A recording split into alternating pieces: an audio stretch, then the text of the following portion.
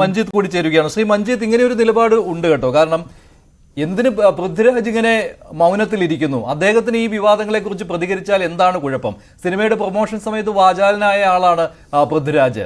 അങ്ങനെ വരുമ്പോൾ സിനിമയുടെ പ്രമേയത്തെക്കുറിച്ച് ഇങ്ങനെ വിമർശനം വരുമ്പോഴും അതിൽ ഒരു പ്രതികരണം നടത്തേണ്ടത് പൃഥ്വിരാജിന്റെ ബാധ്യതയാണല്ലോ. എന്തുകൊണ്ട് അദ്ദേഹം ഇക്കാര്യത്തിൽ മൗനത്തിലിരിക്കുന്നു? അപ്പോൾ പല തരത്തിലുള്ള വ്യാഖ്യാനങ്ങൾ ഉണ്ടാകും.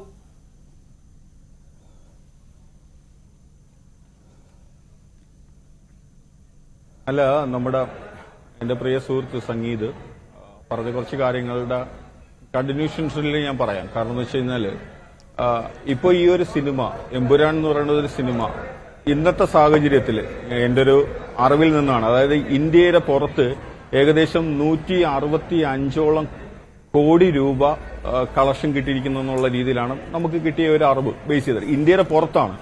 അപ്പോൾ സ്വാഭാവികമായിട്ടും മലയാളി എന്നുള്ള രീതിയിൽ നമ്മളെല്ലാവരും മലയാളീസ് എന്നുള്ള, ഞാനൊരു സിനിമാ പ്രവർത്തകനാണ്, ഞാനൊരു സംവിധായകനാണ്.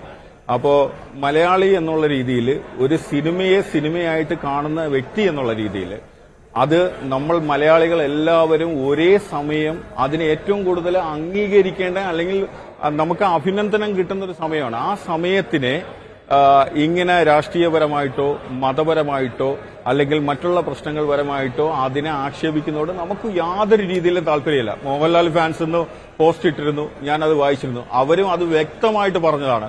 മമ്മൂട്ടി ഫാൻസ് എന്ന് പല സുഹൃത്തുക്കളും നമ്മുടെ അടുത്ത് വിളിച്ചിട്ടുണ്ടായിരുന്നു.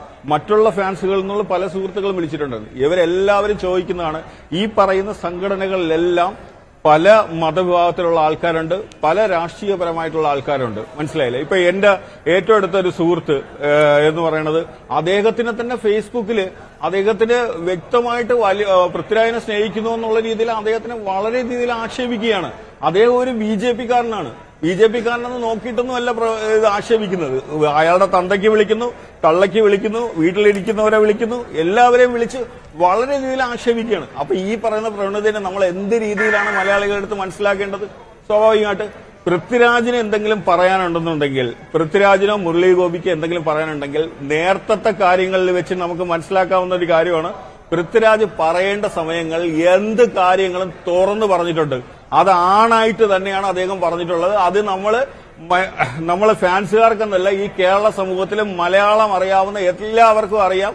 വ്യക്തമായിട്ട് അയാൾക്ക് പറയാൻ പറ്റുന്ന കാര്യങ്ങൾ അയാൾ പറഞ്ഞിട്ടുണ്ട്. നാളെ അദ്ദേഹം പറയുകയും ചെയ്യും അദ്ദേഹത്തിന് എന്താണ് പറയാനുള്ളത്. പിന്നെ വേറൊരു കാര്യം, കഴിഞ്ഞ ദിവസങ്ങളിൽ പറഞ്ഞത് കണക്ക് സെൻസർ കൊണ്ട് അതിന്റെ ഭാഗങ്ങൾ വെട്ടിക്കുറയ്ക്കുന്നോ മറ്റു കാര്യങ്ങളോ ഇതിനെക്കുറിച്ചിട്ടൊക്കെ പറയാനുള്ളതെന്ന് പറഞ്ഞാൽ, ഒരു സിനിമ ഒരു സംവിധായകൻ ആ സിനിമയുടെ സെൻസറിങ് കഴിഞ്ഞ് പബ്ലിക്കിലേക്ക് ആ സിനിമ വിട്ട് കഴിഞ്ഞു കഴിഞ്ഞാൽ അതിന്റെ പിന്നെ പൂർണ്ണ ഉത്തരവാദിത്തം അതിന്റെ പ്രൊഡ്യൂസേഴ്സിനാണ്, സംവിധായകനല്ല.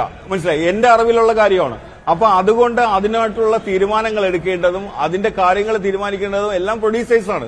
പബ്ലിക്കിൽ അത് സെൻസർ ചെയ്ത് ജനങ്ങൾ കണ്ടു കഴിഞ്ഞു കഴിഞ്ഞാൽ സംവിധായകന്റെ ഉത്തരവാദിത്തങ്ങൾ ഏതാണ്ട് കുറെ തീരുമാനങ്ങൾ, ചില പ്രൊഡ്യൂസേഴ്സ് സംവിധായകന്റെ അടുത്ത് ചോദിക്കും ഇങ്ങനെയൊക്കെ ചെയ്യാൻ പറ്റുമോ, ചിലവർ ചോദിക്കാതെ ചെയ്യുന്നവരുണ്ട്.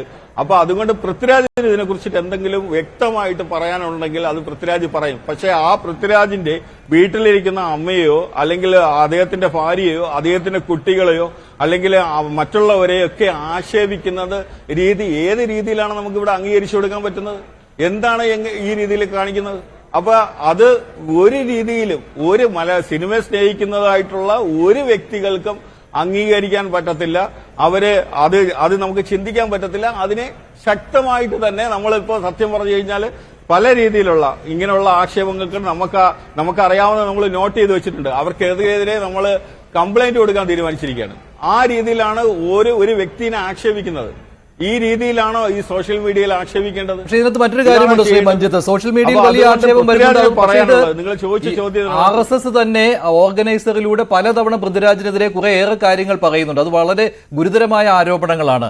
അതിന് മറുപടി പറയേണ്ടതാണ്. അതിന് മറുപടി പറയേണ്ടത് പൃഥ്വിരാജാണ്, അതല്ലാതെ അമ്മയായ മല്ലിക സുകുമാരനല്ല അതിന് മറുപടി പറയേണ്ടത്. ഇന്ന് മല്ലിക സുകുമാരൻ ഇതേക്കുറിച്ച് മറുപടി പറയുന്നത് കേട്ടു, RSS പേടിപ്പിക്കാൻ വരേണ്ട എന്ന്. അങ്ങനെയാണെങ്കിൽ അത് പൃഥ്വിരാജിന് നേർക്ക് നേർ നിന്ന് പറയാമല്ലോ. മറ്റൊരു കാര്യം എന്ന് പറയുന്നത്, ഈ സിനിമയിൽ തിരുത്തൽ വരുത്തുവാനുള്ള കാരണം എന്താണ് എന്ന് വിശദീകരിക്കുവാൻ അദ്ദേഹത്തിന് എന്തുകൊണ്ട് കഴിയുന്നില്ല? ഭീഷണിയുണ്ട്, അതിനാൽ മാറ്റി എന്ന രീതിയിലുള്ള പ്രചാരണം നടക്കുന്നുണ്ടല്ലോ. അങ്ങനെയുണ്ടെങ്കിൽ അതുണ്ടോ ഇല്ലയോ എന്നെങ്കിലും പറയാമല്ലോ. അല്ല, ഒരു മകനെതിരെ ഇതേ രീതിയിലുള്ള ആക്ഷേപങ്ങളും മറ്റുള്ളവരും ചെയ്യുമ്പോഴത്തേക്ക് ഒരു അമ്മ സിനിമാ നടി ആയിപ്പോയതിന്റെ പേരിൽ അവർക്ക് വന്ന് അഭിപ്രായം പറയാൻ പറ്റത്തില്ലേ? അവരെ അമ്മയാണ്. അവരെ സിനിമയിലേക്ക് പൃഥ്വിരാജ് എന്ന് പറയുന്ന വ്യക്തിനെ സിനിമയിലേക്ക് പിന്നെ അവർ അയച്ചതോ അല്ലെങ്കിൽ സുമാന സാറിന്റെ പേരിലോ അവരെ മുമ്പോട്ട് നയിച്ചത് എന്ന് പറയുന്നത് അദ്ദേഹത്തിന്റെ ആ ഒരു സിനിമാ പാരമ്പര്യമാണ്. അപ്പൊ പക്ഷെ മകനെ കുറിച്ചിട്ട് ദോഷമായിട്ടോ അല്ലെങ്കിൽ മരുമകളെ കുറിച്ചിട്ടോ കുട്ടികളെ കുറിച്ചിട്ടോ മറ്റുള്ളവരെ കുറിച്ചിട്ടോ വെറും മോശമായിട്ട് സംസാരിക്കുമ്പോൾ അമ്മയ്ക്ക് പ്രതികരിക്കാനുള്ള ഒരു സ്വാതന്ത്ര്യമില്ലേ ഇവിടെ ഈ രാജ്യത്ത്?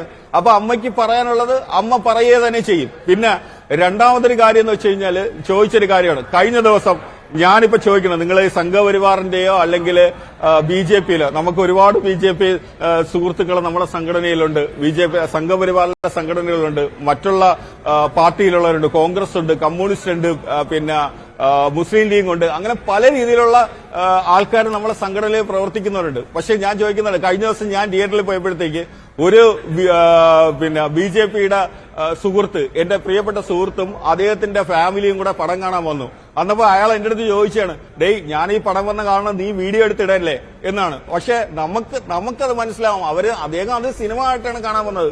സിനിമയായിട്ട് കാണാൻ വന്ന കാര്യത്തിന് നമ്മൾ സിനിമയായിട്ടേ കാണുന്നുള്ളൂ, അല്ലാതെ നമ്മൾ അതിനെ രാഷ്ട്രീയപരമായിട്ട് കാണുന്നില്ല.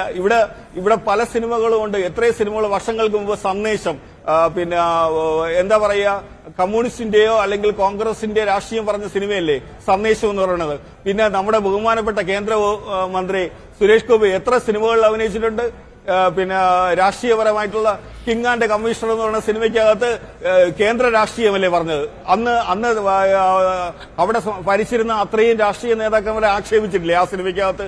പക്ഷെ അന്ന് ഇവിടെ ഉള്ള ജനങ്ങൾ ആരെങ്കിലും അതിനെ ആക്ഷേപിക്കാനായിട്ട് പോയിട്ടുണ്ടോ അദ്ദേഹത്തിന്റെ? അപ്പൊ അന്ന് ഭരിച്ചിരുന്നത് ഈ പറയുന്ന കേന്ദ്രത്തിലെ പാർട്ടിയാണോ ഭരിച്ചിരുന്നത്? അല്ലല്ലോ.